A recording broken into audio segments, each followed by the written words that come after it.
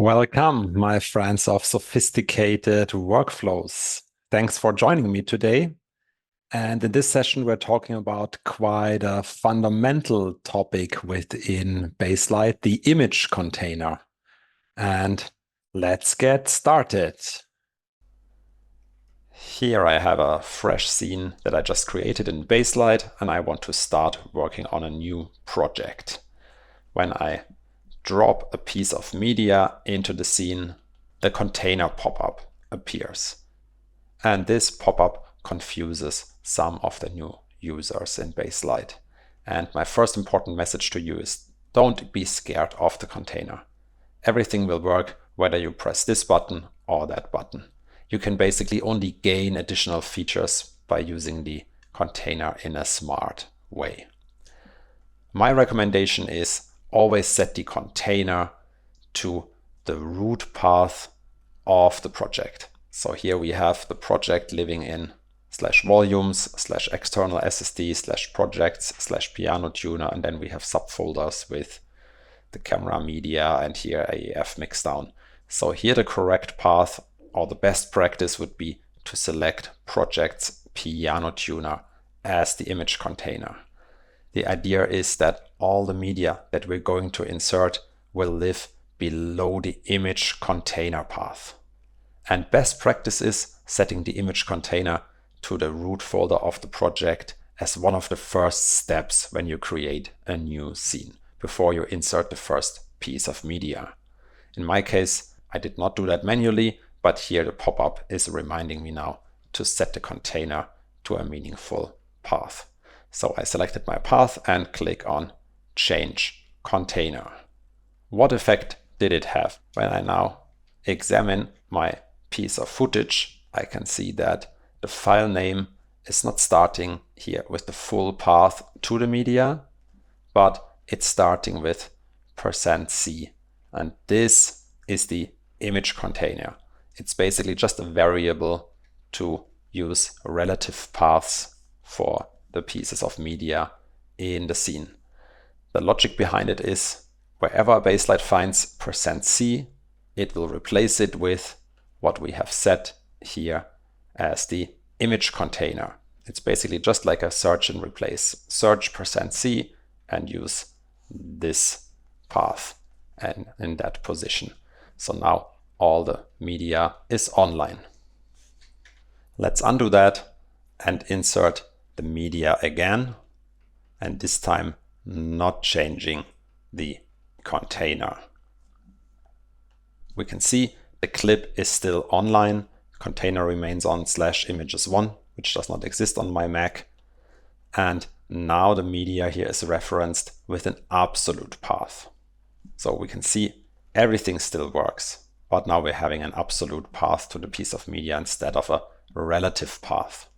I'm undoing it again and inserting it one more time with the correct container. Okay, so now we can do our conform. So here I have my AAF selected and also my media path, and I'm ready to run the conform.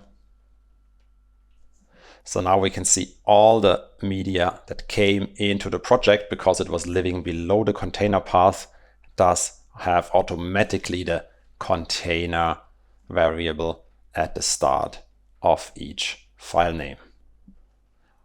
One advantage of that is that the file name is easier to read and it's more compact and only contains the relevant pieces for each clip.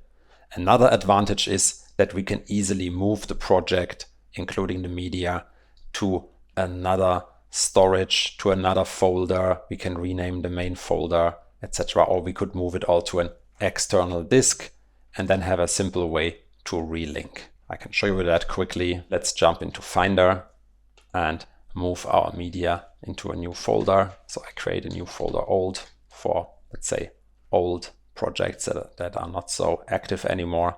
And I move my project folder inside that. And now the clips are offline here in Baselight. But the only thing I need to do is to get them back online is go into the scene settings and here adjust my container path to the piano tuner one, or hit OK, and all the media is back online. A small note that the container path also works with the LUT operator, for example. If I go to my project folder and select my show look, which is an ACCG LUT, so I need to set the color space to ACCG, then you can notice that also the LUT is referenced via the image container %c/other and then the LUT name. So if you have project-specific LUT files, it can make sense to store them also within the image container, the project folder. The default image container can be set in Baselight setups. I can click here in the active setup on Show Editor, then New Scenes, and at the bottom we should see the default container directory. And on my machine that is currently here the default value /images1. If you always are using the same image container directory, then you can predefine that here, for example. In my working style, I always use the project folder as I mentioned, so I always use a custom container either way for each project, so I did not bother changing this one here. Let's have a look at another scene.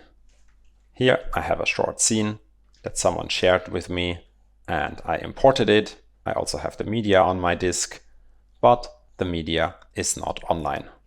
And we can see that Baselight can't find any usable media at the path it is currently looking at. So where is it looking? Image container is set to another Baselight machine, to the Getaway project. This path does not exist on my machine. My strategy then is here examine the file path. So here we can see I need to find a folder called OCN. And yeah, there's also a folder called test images, and I need to set the container to the folder above these folders. I go into scene settings, container and versioning, open the file browser, and again go to my projects folder. Here's the Getaway project. Here I can see the OCN and test images folder. That should make sense. I press OK, and the media is all online now in that scene. I undo that and show you another little hint. If I make the counters visible and there the file path, we can see here where Baselight is currently expecting the media files, in this case in every raw frame, under this path here. And as I mentioned before, this is not existing on my project. So that's another strategy that you check. Okay, so which of the full path here, which part is currently the container and which is the part here starting with OCN that we need to keep. And then based on this info, we can also find usually the correct container path. Each scene supports multiple containers. So the scene has a default container. So that means if nothing else is specified from these options here in that drop down, it will use the default container. But you can also say container on this machine. That means when the scene is opened on this machine here, then use a different container path. When would this be useful? One example is you have Linux and Mac computers in your facility. And on Linux and Macs, the directories are starting with slightly different. On Mac, typically with /volumes, like you can see here. And on Linux, typically with /vol or with the images directory. So what you could do is you could leave it, for example, on the big iron Linux box on the default container, but on your assist Mac for the project, you say on this machine, use this container. And so then you never need to change the container in the future anymore. Whenever you open that scene on the Mac or on Linux, it will always use a different container path. Another scenario of this feature is that you want to move a project to an external disk, for example. Maybe someone works from home on a project on an external disk on a Mac, and the same project and the same media also lives inside the facility on a central storage. And there the project directories are completely different. Then you could also easily use this per machine container mechanism, which is very powerful. And of course, this feature supports multiple machines, so you can use as many different containers as you like. When the container on this machine field is empty, it uses the scene's default container. And another scenario for that feature is remote grading.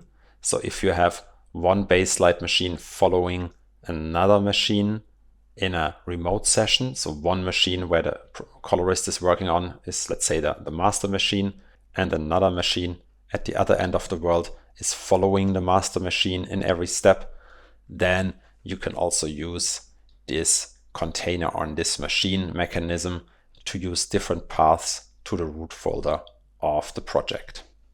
Let's close the scene settings and open the render page, because there is one feature of the image container that is often overlooked, and this has to do with render presets. So let's activate one of these presets here. Let's say we want to render a ProRes 4x4 file from our project. And in the directory, we can start with the container directory, which makes a lot of sense. So now we're already in our project folder. And so inside our project, we usually have a fixed structure. Let's say we create a render folder, and there we say ProRes 4x4. Then we create an automatic folder with today's date. Let's use the resolution directory.